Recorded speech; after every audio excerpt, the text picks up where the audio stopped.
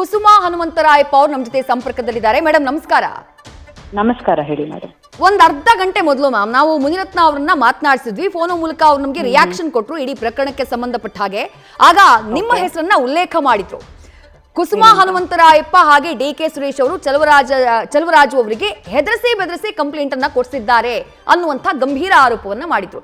ಏನ್ ಹೇಳ್ತೀರಿ? ಈಗ ಅವರ ಬಂಧನ ಆಗಿದೆ.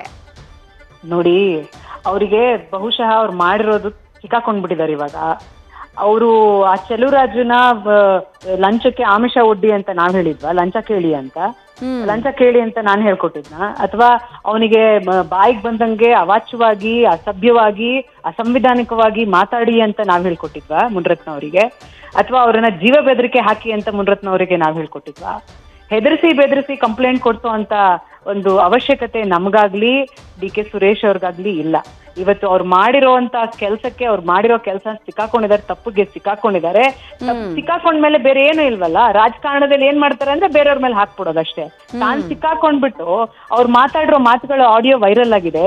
ಆ ಚೆಲುವರಾಜು ಅನ್ನೋ ವ್ಯಕ್ತಿಗೆ ಜಾತಿಗಳ ಬಗ್ಗೆ ಮಾತಾಡಿದ್ದಾರೆ, ಆ ಹೆಣ್ಣು ಮಕ್ಳ ಬಗ್ಗೆ ಮಾತಾಡಿದ್ದಾರೆ. ನಾನೊಬ್ಬ ಹೆಣ್ಮಗಳಿದ್ದೀನಿ, ನಾನ್ ಖಂಡಿತವಾಗ್ಲೂ ಅದನ್ನ ಕೇಳಿಸ್ಕೊಳ್ಳೋಷ್ಟು ಕೂಡ ಇಲ್ಲ. ಅಷ್ಟು ಮಟ್ಟಿಗಿಲ್ಲದಂತ ಅಸಭ್ಯವಾಗಿರುವಂತ ಮಾತುಗಳನ್ನ ಆಡ್ತಾ ಇದ್ದಾರೆ. ಇವ್ರು ಬರೀ ಅವ್ರ ಕೈಯಲ್ಲಿ ಅವ್ರು ಸಿಕ್ಕಾಕೊಂಡಿದ್ದಾರೆ ಅಂತ ಬೇರೆಯವ್ರ ಮೇಲೆ ಆಪಾದನೆ ಹೊರಿಸೋದು ಎಷ್ಟು ಸರಿ ಅಂತ ನಂಗಂತೂ ಗೊತ್ತಿಲ್ಲ. ನನಗೆ ಅವಶ್ಯಕತೆ ಇಲ್ಲ ಅವ್ರ ಮೇಲೆ ನಾನು ಸುಳ್ಳು ಕೇಸ್ ಹಾಕ್ಸೋಂತ ಅವಶ್ಯಕತೆ ಇಲ್ಲ. ಅವ್ರು ಮಾಡಿರೋ ತಪ್ಪನ್ನ ಎಲ್ಲೋ ಒಂದ್ ದಿವಸ ಸಿಕ್ಕಾಕೊಳ್ಳೇಬೇಕಲ್ವಾ? ಪಾಪದ ಕೂಡ ತುಂಬುತ್ತೆ ಅಂತ ಹೇಳ್ತಾರಲ್ಲ. ಅವ್ರು ಮಾಡಿರುವಂತ ಪಾಪದ ಕೆಲಸಗಳು ಇವತ್ತು ಅವ್ರು ಏನ್ ಚೆಲುವರಾಜು ಅನ್ನೋರಿಗೆ ಜೀವ ಬೆದರಿಕೆ ಹಾಕಿದ್ದಾರೆ. ಆ ಮಾತುಗಳನ್ನ ನೀವು ದಯಮಾಡಿ ಕೇಳಿಸ್ಕೊಂಡಿದ್ರೆ ಅದಕ್ಕೆ ಗೊತ್ತಾಗತ್ತೆ ಯಾವ ಮಟ್ಟದ ಭಾಷೆಯನ್ನ ಉಪಯೋಗಿಸಿದ್ದಾರೆ, ಯಾವ ಮಟ್ಟದ ಅಸಭ್ಯಕರವಾಗಿರುವಂತ, ಕೇಳಿಸ್ಕೊಳ್ಳೋದಕ್ಕೆ ಸಾಧ್ಯವಾಗದೇ ಇರುವಂತ ಭಾಷೆಯಲ್ಲಿ ಅವ್ರಿಗೆ ಬೈದು ಜೀವ ಬೆದರಿಕೆಯನ್ನ ಹಾಕಿರುವಂತದ್ದು. ಜಾತಿಗಳನ್ನ ಎಳೆದು ತಂದು ಜಾತಿಗಳ ಬಗ್ಗೆ ಅವಹೇಳನಕಾರಿಯಾಗಿ ಮಾತಾಡಿದ್ದಾರೆ. ನನಗೆ ಯಾವುದೇ ಅವಶ್ಯಕತೆ ಇಲ್ಲ ಇವ್ರ ಮೇಲೆ ಸುಳ್ಳು ಕಂಪ್ಲೇಂಟ್ ಕೊಡಿಸುವಂತ ಅವಶ್ಯಕತೆ ನನಗಿಲ್ಲ. ಬಟ್ ಅವ್ರು ಇನ್ನೂ ಒಂದು ವಿಚಾರವನ್ನ ಕುಸುಮಾ ಅವರೇ ಉಲ್ಲೇಖ ಮಾಡ್ತಾರೆ. ಈ ರಾಜರಾಜೇಶ್ವರಿ ನಗರ ವಿಧಾನಸಭಾ ಚುನಾವಣೆಯಲ್ಲಾದಂತಹ ಸೋಲು, ಬೆಂಗಳೂರು ಗ್ರಾಮಾಂತರ ಲೋಕಸಭಾ ಚುನಾವಣೆಯಲ್ಲಾದಂತಹ ಸೋಲು, ಆ ಸೋಲಿನ ವಿರುದ್ಧ ಈ ರೀತಿ ಸೇಡು ತೀರಿಸಿಕೊಳ್ತಿದ್ದಾರೆ. ನನ್ನ ವಿರುದ್ಧ ಯಾವುದೇ ವಿಡಿಯೋ ಸಿಗ್ಲಿಲ್ಲ, ಸಿಡಿ ಸಿಗ್ಲಿಲ್ಲ, ಹಾಗಾಗಿ ಈ ಅಸ್ತ್ರವನ್ನ ಪ್ರಯೋಗ ಮಾಡಿದ್ದಾರೆ ಅಂತಂದ್ರು ಮಾತನಾಡುವಾಗ. ಅಲ್ಲ, ಚುನಾವಣೆ ಅಂತಂದ್ಮೇಲೆ ಯಾರಾದ್ರೂ ಒಬ್ರು ಸೋಲ್ಲೇಬೇಕಾಗತ್ತೆ, ಯಾರಾದ್ರೂ ಒಬ್ರು ಗೆಲ್ಲೇಬೇಕಾಗತ್ತೆ. ಚುನಾವಣೆಯಲ್ಲಿ ಸಿಡಿ ಸಿಗ್ಲಿಲ್ಲ ಅಂದ್ರೆ ಸಿಡಿ ಮಾಡ್ಸೋರೆ ಅವರಲ್ವಾ? ಸಿಡಿ ಸಿಗ್ಲಿಲ್ಲ ಅಂದ್ರೆ ಮಾಡ್ಸೋದೇ ಅವರು ಅಂತ ಎಷ್ಟೋ ಜನ ಆಪಾದನೆ ಮಾಡಿದ್ದಾರೆ. ನಮ್ಗೆ ಆ ಸಿಡಿ ಇಟ್ಕೊಂಡು ರಾಜಕಾರಣ ಮಾಡೋದಕ್ಕೆ ಬರಲ್ಲ, ನಮ್ ಸಂಸ್ಕಾರ ಅಂತದ್ದಲ್ಲ. ನಾವು ಆ ವಾತಾವರಣದಲ್ಲಿ ನಮ್ಮ ಹಿನ್ನೆಲೆಯಲ್ಲೂ ಕೂಡ ಆ ರೀತಿ ಬಂದಂತ ಯಾವುದೇ ಒಂದು ಇತಿಹಾಸ ಇಲ್ಲ.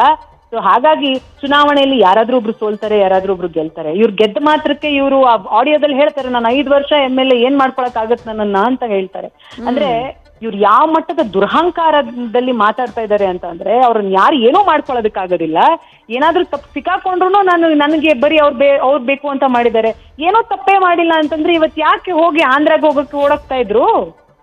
ಏನ್ ತಪ್ಪು ಮಾಡದೆ ಹೋದ್ರೆ ಇಲ್ಲೇ ಇದ್ದು ಎದುರಿಸ್ಬೋದಿತ್ತಲ್ಲ, ಯಾಕೆ ಓಡೋಗ್ತಾ ಇದ್ರು? ಮತ್ತೆ ಪೊಲೀಸರು ಕೋಲಾರದಲ್ಲಿ ಎಲ್ಲೋ ಅರೆಸ್ಟ್ ಯಾಕೆ ಕರ್ಕೊಂಡ್ ಬರ್ಬೇಕಿತ್ತು ಅವ್ರನ್ನ? ಇಲ್ಲೇ ಇದ್ದು ಎದುರಿಸ್ಬೋದಿತ್ತಲ್ಲ. ಹೌದು, ನಾನೇನ್ ತಪ್ಪು ಮಾಡಿಲ್ಲ, ಯಾಕ್ರಿ ನನ್ನ ಇದ್ ಮಾಡ್ತಿದ್ದೀನಿ, ಇಲ್ಲೇ ಈ ಕಡೆ ಫೇಸ್ ಇಟ್ ಯಾರು ಇಲ್ಲಿ ಆಂಧ್ರ ಗಡಿ ಭಾಗದಲ್ಲಿ ಕೋಲಾರದಲ್ಲಿ ಸಿಕ್ಕಾಕೊಳ್ಳುವಂಥದ್ದೇನಿತ್ತು, ಓಡೋಗಂಥದ್ದೇನಿತ್ತು? ಹಾಗಾದ್ರೆ ಬೇರೆಯವ್ರ ಮೇಲೆ ಹಾಕ್ಬಿಡೋದು ಬಹಳ ಸುಲಭ. ನೀವು ತಪ್ಪು ಮಾಡಿದಿರಿ, ತಪ್ಪಿಗೆ ಶಿಕ್ಷೆ ಆಗ್ಲೇಬೇಕು. ಇವತ್ತು ನಿನ್ನೆ ಕಂಪ್ಲೇಂಟ್ ಆಗಿತ್ತು, FIR ಆಗಿತ್ತು, ಇವತ್ತು ಪೊಲೀಸರು ಅರೆಸ್ಟ್ ಮಾಡಿದ್ದಾರೆ. ಆದಷ್ಟು ಕಠಿಣವಾದಂತ ಶಿಕ್ಷೆ ಇವ್ರ ಮೇಲೆ ಖಂಡಿತವಾಗ್ಲೂ ಆಗ್ಲೇಬೇಕು ಅನ್ನೋದು ನಮ್ಮ ಒತ್ತಾಯ ಕೂಡ. Right. Thank you Kusuma Hanumantharayappa ಅವರೇ, ನ್ಯೂಸ್ ಫಸ್ಟ್ ಜೊತೆಗೆ ಮಾತನಾಡಿದ್ದಕ್ಕೆ.